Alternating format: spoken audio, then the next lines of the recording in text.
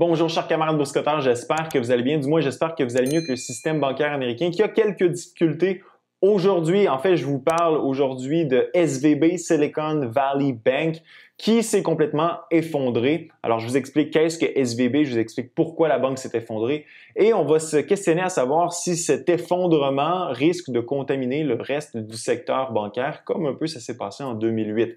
Je vous partage mon écran et c'est parti. Alors, c'est l'effondrement bancaire le plus important depuis 2008, ni plus ni moins.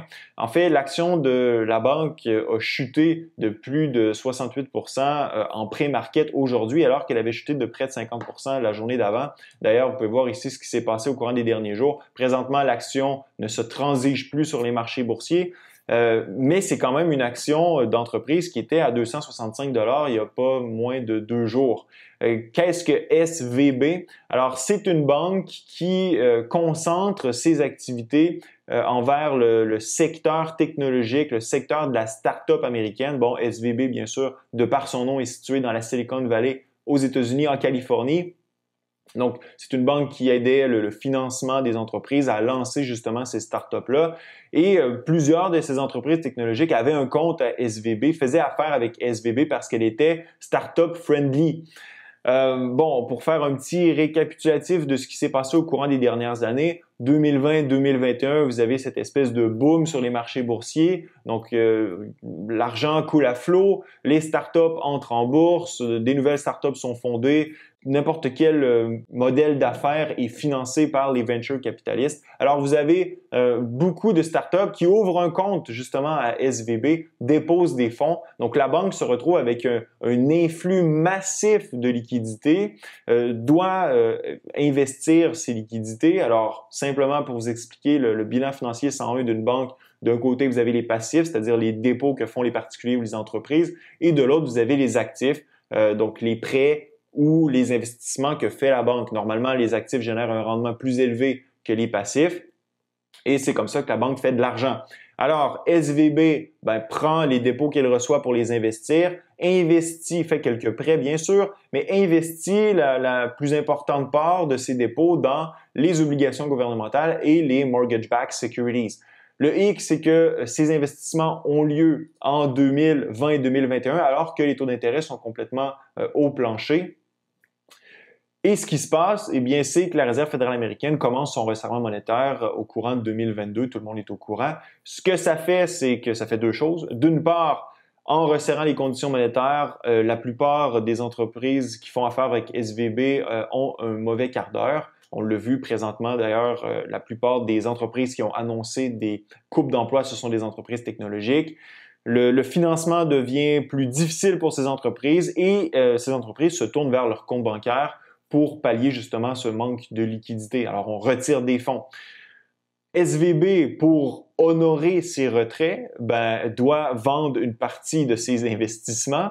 Le hic, c'est que la valeur des obligations qu'elle a achetées en 2020-2021 a fortement chuté, donc elle se retrouve à essentiellement réaliser la perte sur ses livres. Alors là, la banque fait une annonce hier, comme quoi elle avait vendu tous les actifs sur son bilan qui étaient vendables pour générer des fonds pour honorer ses retraits. Et par le moment même, elle annonce une recapitalisation parce que la banque a besoin de capitaux, essentiellement est en capitaux négatifs. Donc, elle annonce la vente d'actions. C'est un flop total. Elle ne réussit pas à se recapitaliser par la vente d'actions. Et bien sûr, si vous êtes une entreprise qui fait affaire avec SVB, eh bien là, c'est la ruée vers la banque. Tout le monde a voulu retirer ses fonds de la banque pour éviter de perdre ses fonds.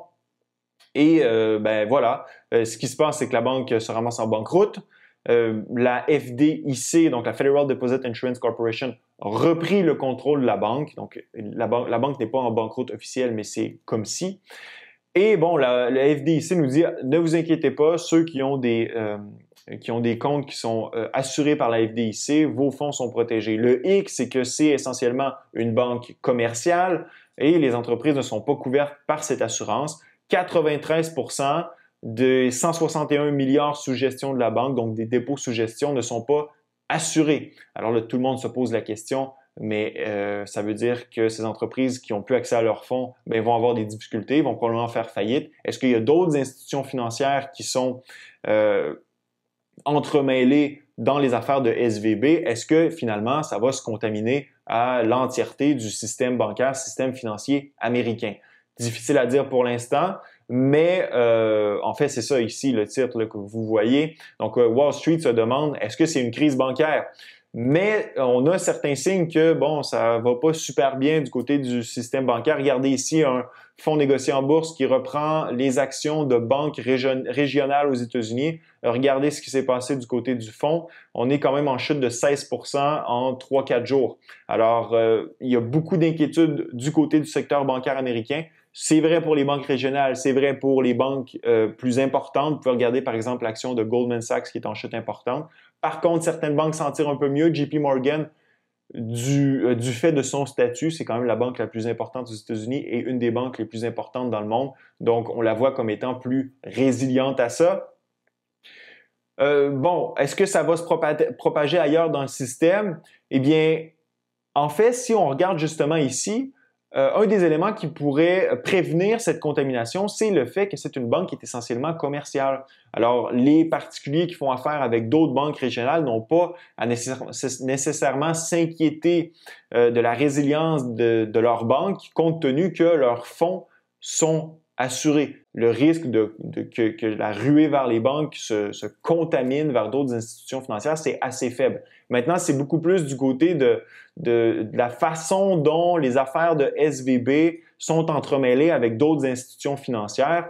Et là, il va falloir attendre plus d'informations pour savoir de quelle façon ça va se répercuter dans le système. Ce que démontre aussi la banqueroute de SVB, c'est l'impact qu'a le resserrement monétaire opéré par la Réserve fédérale américaine sur l'économie. SVB est probablement la deuxième victime financière du resserrement monétaire de la Réserve fédérale américaine, la première étant probablement Silverbank, qui, elle, était concentrée dans le secteur des crypto-monnaies. D'ailleurs, actuellement, eh bien, les investisseurs s'attendent à ce que la Réserve fédérale américaine peut-être freine un peu son ardeur quant aux hausses futures du taux directeur de la Fed, alors qu'hier, 68% des investisseurs s'attendaient à une hausse de 50 points de base à la rencontre qui va avoir lieu à la fin mars. Aujourd'hui, eh bien, c'est seulement 40%. En fait, 60% des investisseurs s'attendent seulement à une hausse de 25 points de base. Alors, clairement, le resserrement monétaire a un impact sur l'économie. Du moins, il a un impact dans les secteurs de l'économie qui sont le plus sensibles, comme le secteur des technologies, le secteur des startups. Sans surprise, les marchés ont fortement réagi à ce qui s'est passé avec SVB aujourd'hui.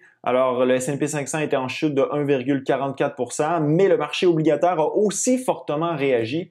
Les investisseurs qui, pris de peur, se sont rués vers les obligations. Alors, le rendement sur toutes les maturités a chuté, mais non seulement en raison de ce qui se passe avec SVB, mais aussi en raison du fait que les investisseurs anticipent maintenant une Fed qui risque d'être peut-être un peu moins agressive, ce qui veut dire qu'on ne s'attend pas à ce que le taux directeur de la Réserve fédérale américaine est aussi loin qu'on l'anticipait il n'y a pas plus tard que 2 jours.